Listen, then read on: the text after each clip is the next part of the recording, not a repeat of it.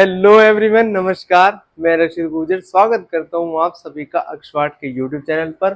आज की वीडियो में हम कंटिन्यू करेंगे इकोनॉमिक्स क्लास 12 का हमारा चैप्टर नंबर 11, जिसका नाम है फॉरेन एक्सचेंज रेट, यानी कि विदेशी विनिमय दर। इससे पिछले वाली वीडियो में हमने देखा था विदेशी विनिमय दर क्या होता है, क्या उसकी डेफिनेशन होती है, क्या उसका मीनिंग होता है। ये सारे कॉन्सेप्ट बिल्कुल अच्छी तरीके से सिंपल भाषा में हमने समझ लिए थे पिछले वाली वीडियो में। आई होप वो सारी वीडियो आपने देख ली होगी। नहीं देखिए तो इस वीडियो को पहले देख लो जाके, क्योंकि तभी आपको ये सारी बातें समझ में आएंगी।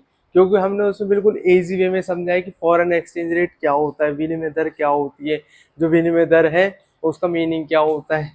अगर आप वो वाली वीडियो देख लोगे तो ये सारे कॉन्सेप्ट्स आपको आसानी से समझ में आएंगे। आज हम बात करने वाले कि विदेशी विनिमय दर का निर्धारण कैसे किया जाता है, यानी कि किस आधार पर हम पता लगाते हैं कि जो यूएस डॉलर है उसका प्राइस इतना होना चाहिए कि हमें इतनी इंडियन करेंसी देनी है, यानी कि हमें इतने रुपए देने हैं तब हमें डॉलर मिलेगा। तो ये सारी बातें कैसे निर्धारित होती हैं, तो इनके निर्धारण करने के क्या क्या तरीके होते हैं उनको समझेंगे इस वीडियो में। तो स्टार्ट करते हैं वीडियो को।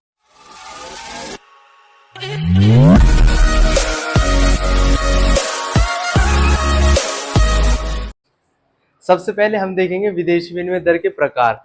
प्रकार का मतलब ये हो जाएगा कि जो विदेशी विनिमय दर है उसका निर्धारण कैसे किया जाता है, कैसे पता लगाया जाता है। कि गवर्नमेंट पता लगाती है या बाजार की शक्तियां पता लगाती है कि हमें एक डॉलर खरीदने के लिए इतने रुपए देने हैं। कभी कभी आप देखते हो कि डॉलर का जो सस्ता होता है as compare to Indian rupee, कभी कभी महंगा हो जाता है। पहले रेट कितना था एक डॉलर का, 70 रुपए।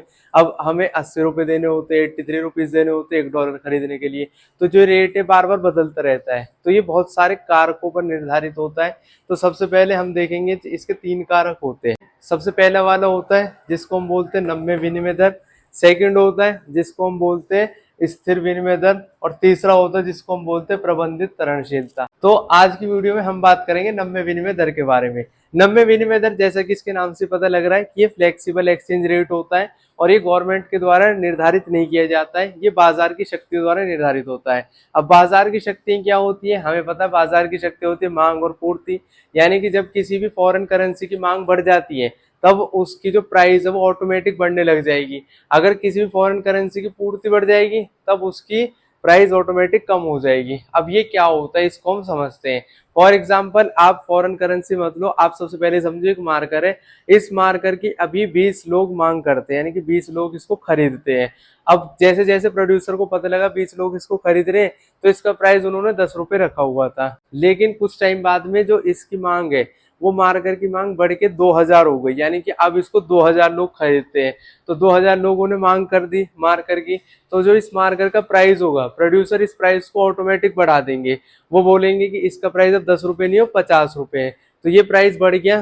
क्यों बढ़ा है? क्योंकि लोगों ने इसकी मांग बढ़ा दी है। ठीक उसी तरीके से जब फॉरेन करेंसी की मांग बढ़ा देते हैं लोग, तो उससे उसका जो प्राइस है वो ऑटोमेटिक बढ़ जाता है। इसका एग्जांपल है एक यूएस डॉलर है, उसको पहले 70 रुपए में खरीदा जाता था, लेकिन धीरे धीरे जैसे जैसे लोग उसकी मांग बढ़ाने लग गए तो उसकी वजह से उसकी जो प्राइस है वो बढ़ गई है। अब ये एक यूएस डॉलर 83 रुपीज.44 पैसे इतना लगभग समथिंग में आता है। तो ये किसकी वजह से हुआ है? क्योंकि उसकी मांग बढ़ गई है। अब दूसरा एग्जांपल लेते हैं सप्लाई वाला। पूर्ति का क्या होता है? पूर्ति मांग के बिल्कुल अपोजिट है। अगर किसी सामान की पूर्ति बढ़ जाती है तो उसकी वजह से उसका प्राइस कम हो जाता है।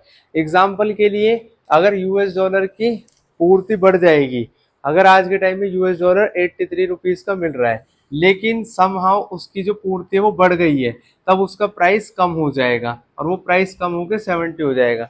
ये किसी भी कॉन्सेप्ट में आप लगा सकते हो। अगर कोई भी सामान है और वो ज्यादा से ज्यादा मात्रा में मिल रहा है बाजार के अंदर, तब उसका जो प्राइस है वो ऑटोमेटिक कम होने लग जाएगा। अब ये मार्कर का एग्जांपल हमने लिया था अभी। अगर ये मार्कर है, इसका जो सप्लाई है वो सभी प्रोड्यूसर ने बढ़ा दी है। सबने सोचा इसकी मांग बढ़ गई तो उन्होंने इसकी पूर्ति बढ़ा दी।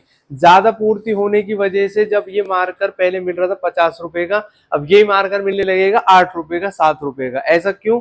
क्योंकि इसकी सप्लाई बहुत ज्यादा बढ़ गई है, अब जगह जगह मार्कर मिलने लग गया है। तो अगर किसी भी चीज की सप्लाई बढ़ जाती है तब उसका प्राइस कम हो जाता है। ठीक वैसी कंडीशन होती है विदेशी करेंसी की। अगर विदेशी करेंसी की मांग बढ़ जाएगी तब जो विदेशी करेंसी की जो कीमत है वो बढ़ जाएगी। अगर विदेशी करेंसी की पूर्ति बढ़ जाएगी तब उसकी कीमत कम हो जाएगी। अब इसको हम समझते हैं इजी वे में। नम्य विनिमय दर की डेफिनेशन होती है, यह दर मांग और पूर्ति की शक्ति द्वारा निर्धारित होती है। यानी कि यह विनिमय की वह दर होती है जो मांग और पूर्ति की शक्ति द्वारा निर्धारित होती है। अगर किसी भी करेंसी की मांग बढ़ेगी तब उसकी कीमत बढ़ेगी, इसी तरीके से अगर उस करेंसी की पूर्ति बढ़ जाएगी तब कीमत कम हो जाएगी, और पूर्ति घट जाएगी तो उसकी कीमत बढ़ जाएगी। तो मांग और पूर्ति के द्वारा निर्धारित की जाती है जब भी विनिमय दर, उस विनिमय दर को हम नम्य विनिमय दर कहते हैं। अब यहाँ पर मांग का क्या रोल होता है, पूर्ति का क्या रोल होता है, जैसा हमने अभी समझा था ठीक उसको ही आपको वर्ड्स में एक्सप्लेन करना है।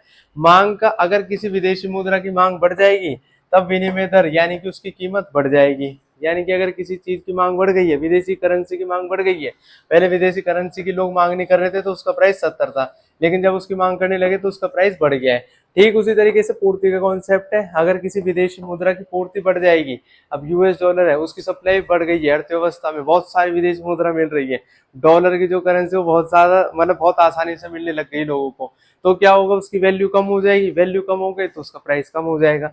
तो अगर किसी विदेशी मुद्रा की पूर्ति बढ़ जाएगी तब उसकी विनिमय दर यानी कि कीमत कम हो जाएगी।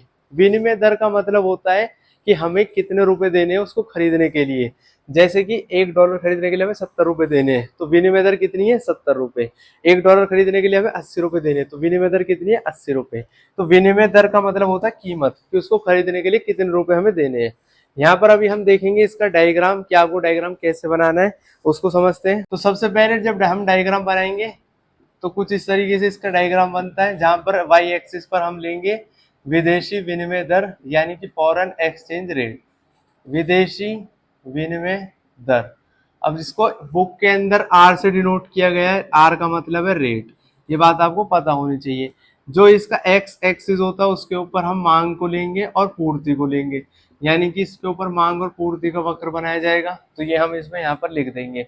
अब सबसे पहले हम मांग का वक्र बनाते हैं, ये हो गया मांग का वक्र। हमें पता है मांग का वक्र ऊपर से नीचे होता है, जो ये दिखाता है मांग और कीमत में उल्टा संबंध है। इसी तरीके से जो पूर्ति का वक्र होता है वो कुछ इस तरीके का होता है, जहां पर मांग वक्र और पूर्ति वक्र एक दूसरे को टच करते हैं उस पॉइंट को ही हम लोग संतुलन बिंदु कहते हैं, यानी कि इसको इक्विलिब्रियम बिंदु कहेंगे, संतुलन बिंदु। संतुलन बिंदु के सामने जो विनिमय की दर होती है उसको ही हम विनिमय की संतुलन दर कहते हैं, यानी कि विनिमय की संतुलन दर होती है, ये बात आपको याद रखनी है। तो ये आर से हम इसको डिनोट करते हैं। अब अगर किसी भी विदेशी मुद्रा की यानी कि विदेशी करेंसी की डिमांड बढ़ जाती है, डिमांड बढ़ जाने, ये डिमांड का कर्व है, ये सप्लाई का कर्व। डिमांड अगर किसी भी विदेशी करेंसी की बढ़ जाती है तो ये खिसक के ऊपर की तरफ चला गया है, तो डिमांड बढ़ने से अब जो संतुलन मिलेगा वो यहाँ पर मिलेगा। पहले संतुलन यहाँ मिल रहा था क्योंकि मांग वक्र और पूर्ति वक्र यहाँ टच कर रहे थे, लेकिन संतुलन अब यहाँ पर मिलेगा क्योंकि यहाँ पर मांग और पूर्ति वक्र एक दूसरे को टच कर रहे हैं। और जब हम इसको इस संतुलन बिंदु से सीधी लाइन खींचते हैं तो वही विनिमय की संतुलन दर होती है।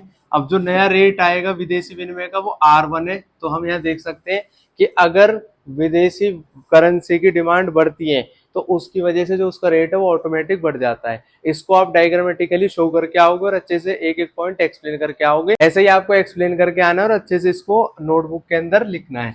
अगर इसी तरीके से हम बात करें कि अगर डिमांड कम हो जाती है तो यहाँ पर हम ले लेते हैं D2, ये डिमांड कम हो गई है, ये सप्लाई का कर्व है, ये डिमांड का कर्व है, और जो एक दूसरे को टच करते हैं संतुलन बिंदु होता है। अगर इसको हम सीधा टच कर देंगे विदेशी विनिमय दर से तो ये विदेशी विनिमय की संतुलन दर को प्रकट करेगा, जो ये दिखा रहा है कि अगर डिमांड कम हो जाएगी तो जो रेट है वो दोबारा कम हो जाएगा। अब पहले रेट इतना था, अब रेट इतना हो गया है, क्यों? क्योंकि डिमांड कम हो गई है।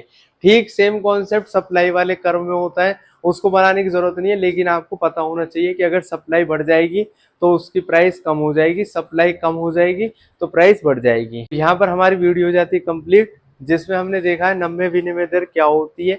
नम्य विनिमय दर एक ऐसी विनिमय की दर होती है जिसमें विदेशी विनिमय दर का निर्धारण मांग और पूर्ति की शक्ति द्वारा किया जाता है। ये इसकी पहली डेफिनेशन है। इसके बाद में मांग के अगर ज्यादा होगी किसी भी विदेशी करेंसी की तब उसकी कीमत बढ़ने लग जाएगी, अगर मांग कम होगी विदेशी करेंसी की तब उसकी कीमत घटने लग जाएगी। इसी तरीके से जो पूर्ति होती है, अगर पूर्ति बढ़ जाती है किसी भी विदेशी करेंसी की तब उसकी कीमत कम हो जाएगी, और अगर पूर्ति कम है तब उसकी कीमत बढ़ जाएगी। यहाँ पर हमने कीमत शब्द का इस्तेमाल इसलिए किया है जिससे आपको याद रखने में आसानी रहे, लेकिन जब भी आप पेपर के अंदर लिख कर आओगे तो आपको कीमत नहीं लिखना है, आपको लिखना है विनिमय दर। तो यानी कि अगर मांग ज्यादा होगी किसी भी विदेशी करेंसी की या किसी भी विदेशी मुद्रा की, तब उसकी विनिमय दर ज्यादा होगी। अगर पूर्ति ज्यादा होगी किसी भी विदेशी करेंसी की, तब उसकी विनिमय दर कम होगी।